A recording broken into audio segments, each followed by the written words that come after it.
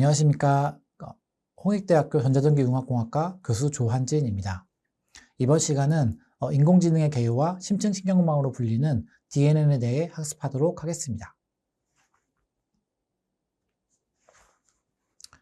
이번 강의에서는 컴퓨터 비전에서 인공지능이 주목을 받기 시작한 이유와 인공지능의 개요를 소개하게 됩니다.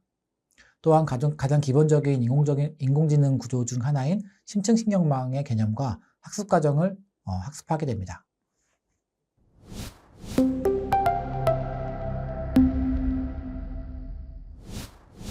먼저 인공지능이 무엇인지 소개하는 시간을 갖도록 하겠습니다. 이번 슬라이드에서는 인공지능의 개요와 방법론의 변화에 대해 설명합니다.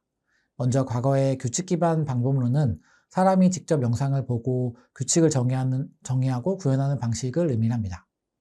그러나 이와 같은 방법은 데이터나 환경이 조금만 달라져도 매번 새로운 규칙을 다시 만들어야 하므로 일반화 능력이 부족하고 실제 활용의 유연성이 떨어진다는 한계가 존재하게 됩니다.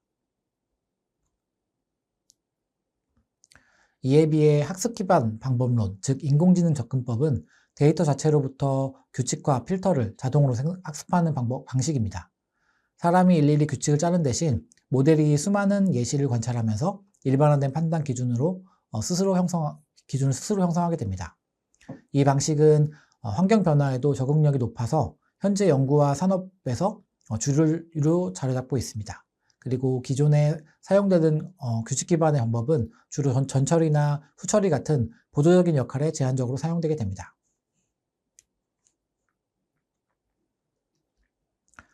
슬라이드의 그림은 컴퓨터 비전 방법론의 발전 흐름을 시각적으로 정리한 것입니다.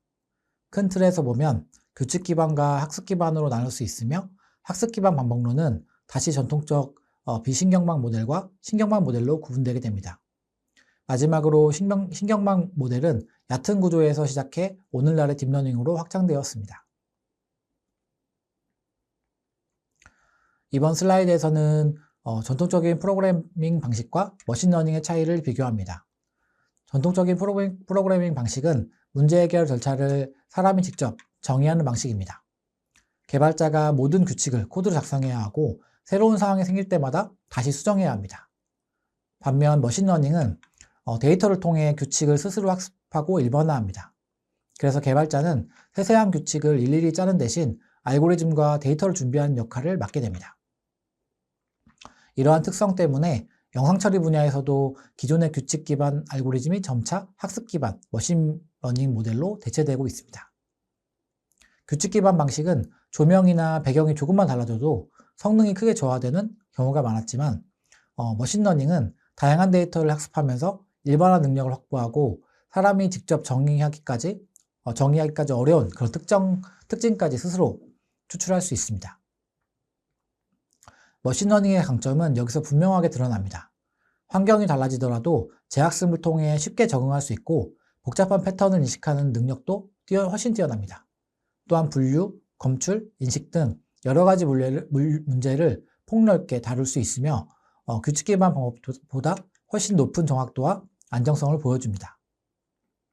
이와 같은 이유로 오늘날 영상 처리 분야에서는 머신러닝, 특히 딥러닝이 사실상 표준으로 자리잡게 되었습니다.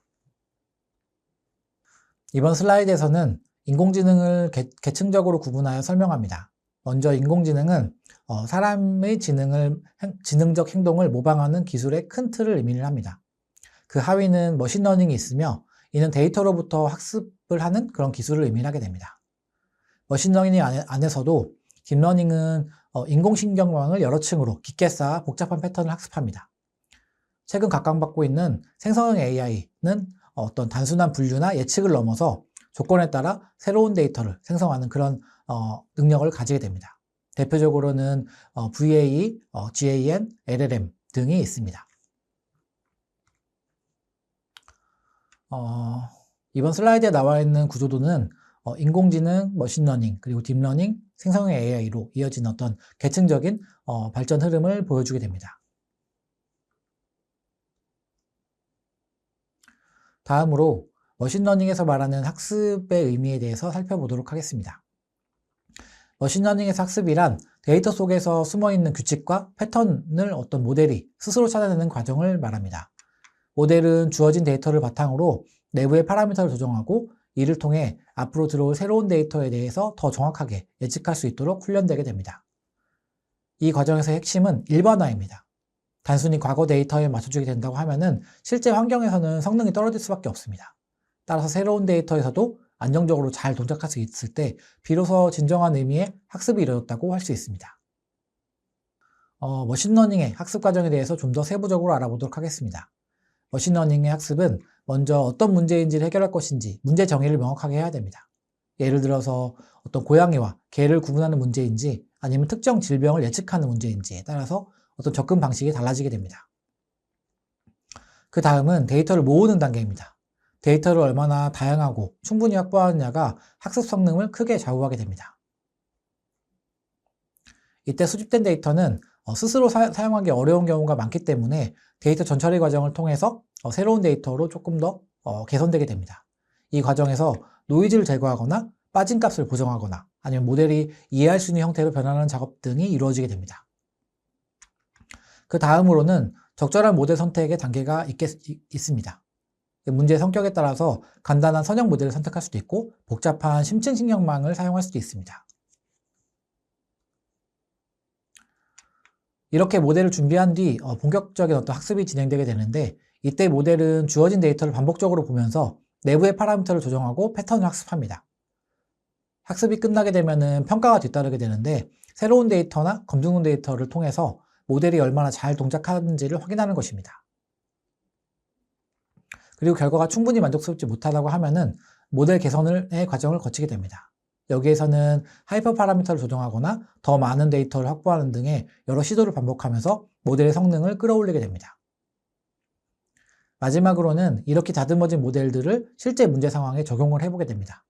결국 머신러닝의 학습이라고 하는 것은 문제 정의부터 시작을 해서 적용까지 이어진 하나의 순환의 과정이라고 할 수 있습니다. 머신러닝의 학습은 데이터의 특성에 따라서 크게 세 가지 유형으로 나눌 수 있습니다. 먼저 지도학습이라고 하는 것으로 나눌 수 있는데 이 지도학습이라고 하는 것은 정답이 주어진 데이터를 이용을 해서 입력과 출력의 관계를 학습하는 그런 방식을 의미합니다. 예를 들어서 이미지가 고양이인지 개인지를 라벨을 붙여가지고 붙여 있다고 하면은 이제 모델은 입력과 정답 사이의 관계를 학습하여서 새로운 이미지가 들어왔을 때 올바른 분류를 할 수 있도록 학습하게 됩니다. 두 번째로는 비지도 학습입니다. 비지도 학습은 정답이 없는 데이터를 분석해 숨겨진 구조나 패턴을 찾아내는 방식입니다. 예를 들어 고객 데이터를 이용을 해서 자연스럽게 비슷한 집단을 묶어내는 클러스터링이나 데이터의 차원을 줄여서 더 간결하게 표현하는 차원 축소 기법 등이 있습니다. 이 과정에서 모델은 정답이 없기 때문에 스스로 데이터의 어떤 구조를 탐색을 하게 됩니다. 마지막으로는 자기지도 학습입니다. 자기지도 학습은 일부 데이터를 가리고 나머지로 예측을 하는 그런 방식을 의미합니다. 예를 들어 문장에서 특정 단어를 가리고 나머지 단어들로부터 가려진 단어들을 예측하는 방식으로 학습을 하게 됩니다. 이 과정에서 모델은 방대한 데이터로부터 언어의 규칙과 의미를 어떤 효과적으로 습득할 수 있는 그런 모델을 획득하게 됩니다. 이처럼 머신러닝이라고 하는 것의 학습은 지도학습, 비지도학습, 자기지도학습으로 나뉘면서 이 각각의 다양한 문제들을 해결하기 위해서 활용되고 있습니다.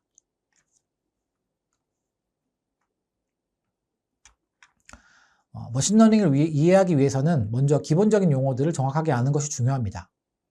먼저 학습에 사용한 전체 데이터의 집합을 의미하는 데이터셋이라고 하는 개념이 존재하게 됩니다. 데이터셋은 일반적으로 훈련 데이터와 평가 데이터로 구분을 하게 됩니다. 훈련 데이터셋은 모델을 학습시키는 데 사용되는 데이터를 의미하고 평가 데이터셋은 이미 학습된 데이터의 어떤 성능을 확인하고 검증하는 데 사용되는 데이터를 의미하게 됩니다. 데이터셋 안에는 입력 데이터가 가지고 있는 의미 있는 속성을 특성이라고 부르게 됩니다. 예를 들어서 데이터셋 종류가 영상이라고 하면은 색상이나 형태와 같은 요소들이 영상 데이터셋의 특성이라고 할 수 있습니다. 또한 모델이 최종적으로 예측해야 되는 값을 정답값, 레이블이라고 합니다. 머신러닝은 이 정답값을 이용을 해서 모델을 학습하게 됩니다. 슬라이드에 나와 있는 표는 데이터셋과 그리고 특성, 그리고 레이블의 관계를 한눈에 이해할 수 있도록 보여주는 예시를 나타내게 됩니다.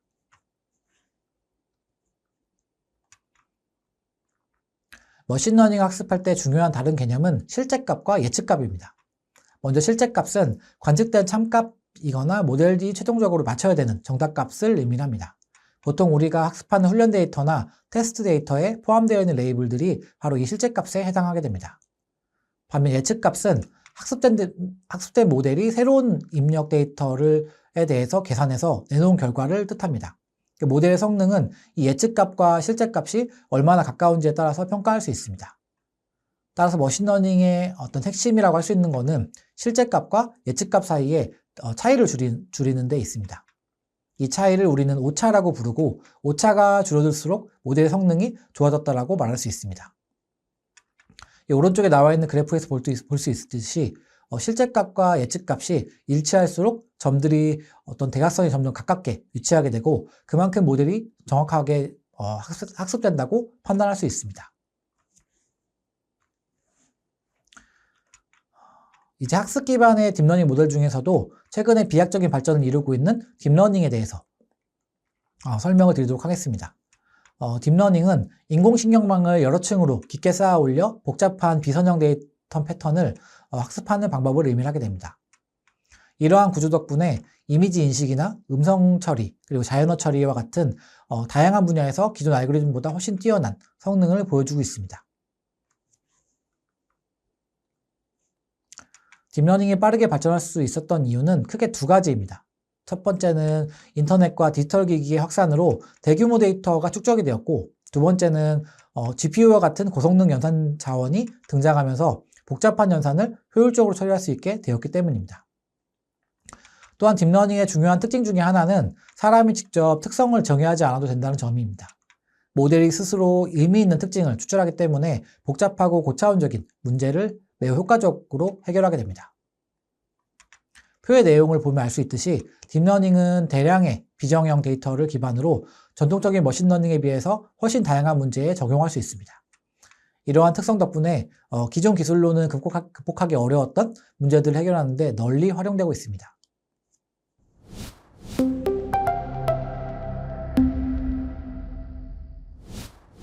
다음으로는 DNN이라고 불리우는 심층신경망에 대해서 학습하도록 하겠습니다. 딥러닝의 출발점은 인공신경망, 즉 ANN이라고 하는 구조를 바탕으로 시작이 되었습니다. 이는 사람 뇌의 신경망을 모방한 그런 계산 모델이라고 할 수 있습니다. 이 구조에서는 입력 신호가 들어오면 각각의 입력에 가중치를 곱하고 이를 모두 합한 다음에 활성화 함수를 통과시켜서 출력값을 만들어내는 구조를 가지고 있습니다.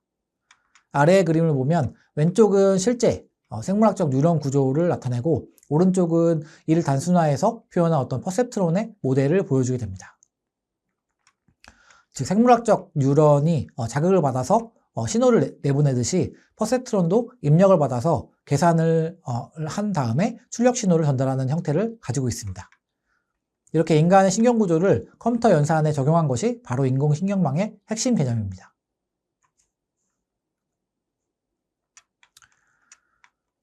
인공신경망 구조 중 단층 퍼셉트론은 입력층과 출력층만으로 이루어진 어떤 가장 단순한 형태의 인공신경망 구조가 되겠습니다. 이 모델은 선형적으로 구분 가능한 문제를 해결할 수 있습니다. 예를 들어 엔드게이트 문제처럼 직선 하나로 두 클래스를 나눌 수 있는 경우, 즉 단층 퍼셉트론으로 학습이 가능하다고 하는 것을 의미를 하게 됩니다. 여기서 엔드게이트라고 하는 것은 두 개의 입력 x1과 x2가 있다고 했을 때 이 두 입력이 모두 1일 때만 출력을 1을 내보내는 논리 게이트를 의미하게 됩니다. 아래에 나와 있는 표는 엔드게이트의 동작, 특성을 보여주게 되겠고 이를 단층 퍼셉트론으로 구성하게 된다고 하면은 직선 하나로 두 개의 클래스를 구분할 수 있다라고 하는 그런 장점이 있게 되겠습니다. 하지만 단층 퍼셉트론에는 분명히 한계가 존재하게 됩니다. 대표적인 예가 바로 엑스워 게이트의 문제입니다. XOR 게이트라고 하는 거는 두 입력이 X1과 X2가 주어졌을 때 입력값 중 1의 개수가 홀수일 때만 출력이 1이 되는 그런 논리 게이트를 의미하게 됩니다. 그림을 보시면 AND 게이트나 OR 게이트 문제는 직선 하나로도 두 클래스를 나눌 수 있지만 XOR 문제는 직선 하나로는 구분할 수 없는 그런 특징을 가지고 있게 되겠습니다. 이처럼 XOR 문제는 단체 퍼셉트론으로는 해결할 수 없기 때문에 이런 것들을 비선형 문제라고 하고, 이는 구조적인 한계를 잘 보여주는 가장 대표적인 사례를 나타내게 됩니다. 이와 같이 단체 퍼셉트론의 한계를 극복하기 위해서 다층 퍼셉트론이라는 방법이 고안되었습니다. MLP라고 불리우는 다층 퍼셉트론은 입력층과 하나 이상의 은닉층 그리고 출력층으로 구성되게 됩니다. 단층과 다르게 은닉층이 추가되면서 단순히 직선으로는 구분할 수 없었던 어떤 비선형 문제도 처리할 수 있게 되었고, 그 결과 XOR 문제와 같은 복잡한 문제 해결까지도 가능해지게 되었습니다.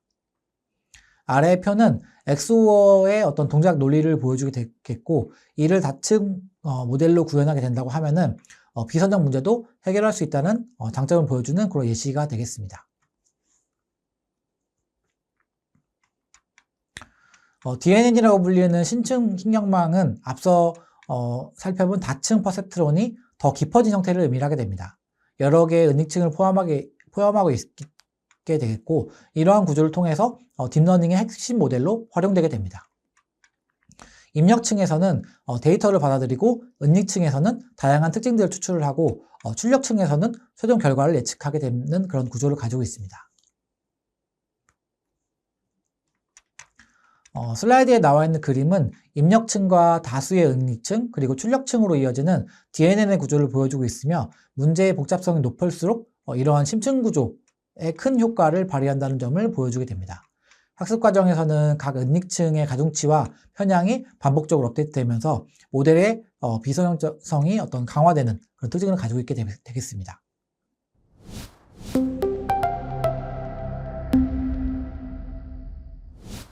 다음으로는 심층신경망의 세부 학습 과정이 어떻게 이루어지는지를 학습하도록 하겠습니다.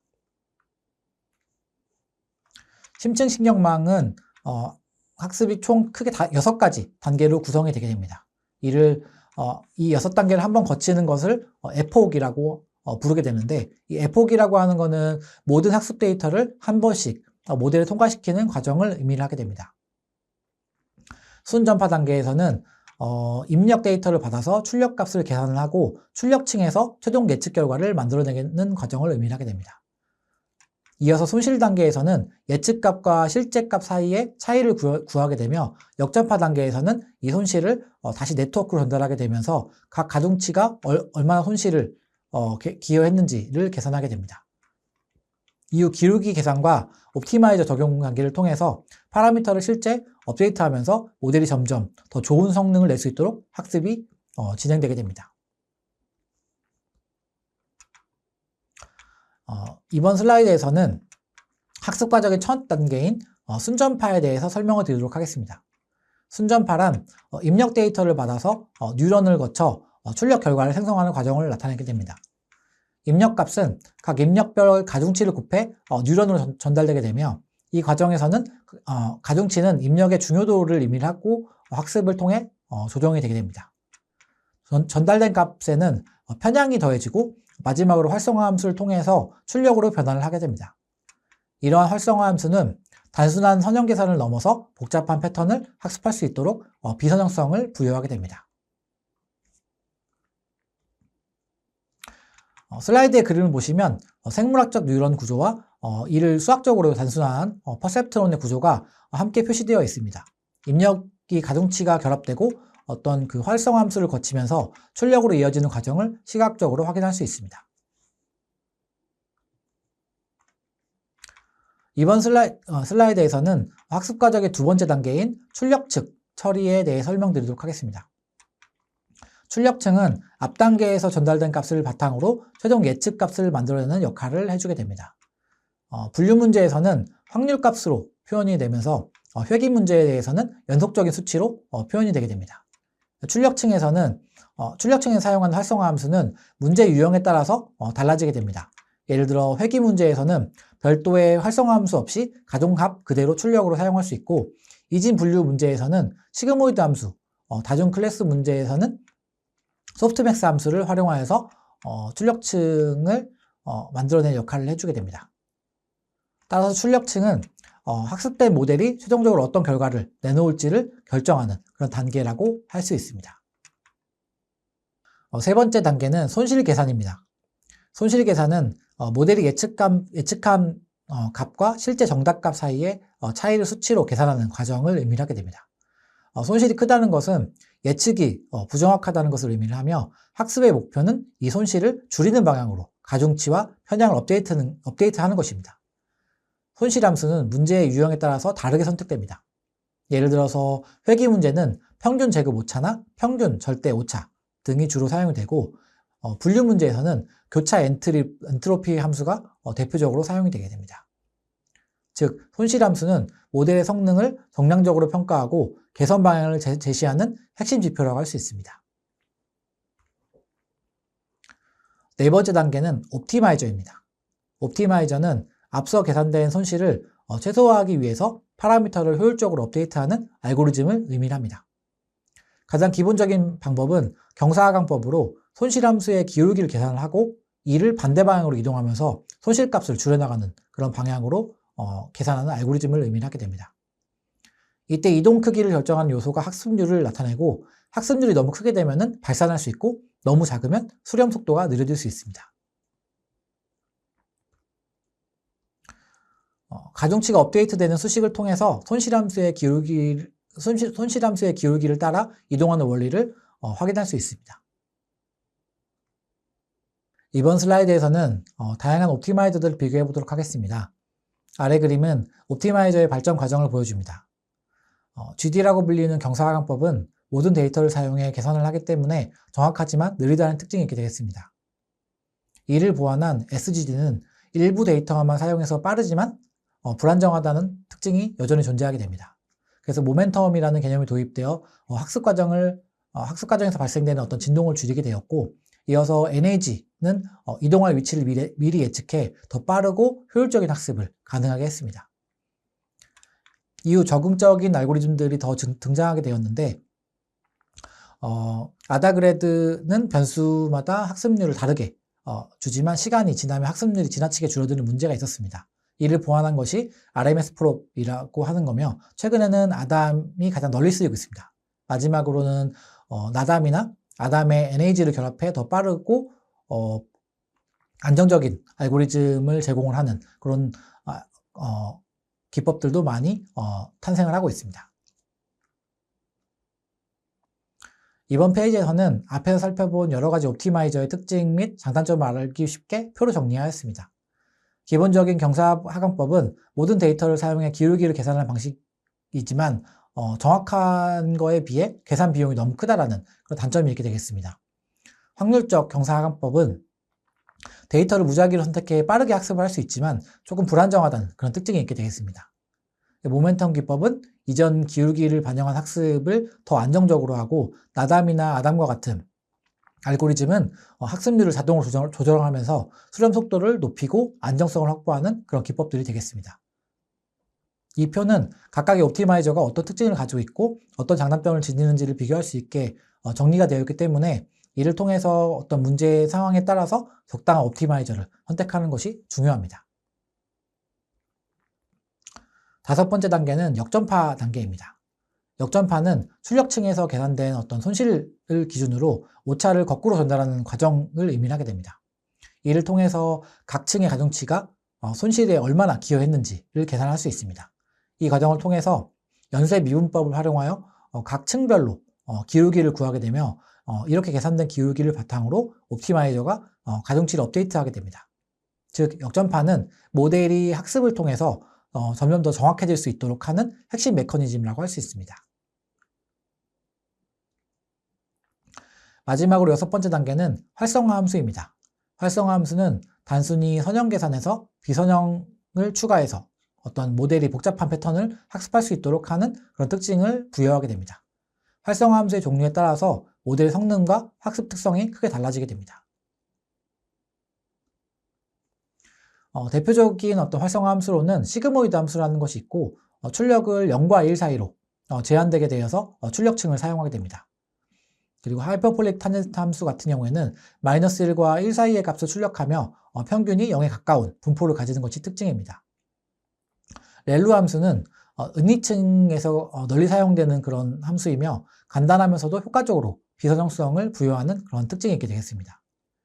그 이외에도 리키렐루나 엘루는 어떤 렐루의 단점을 보완한 그런 함수들을 의미를 하게 됩니다.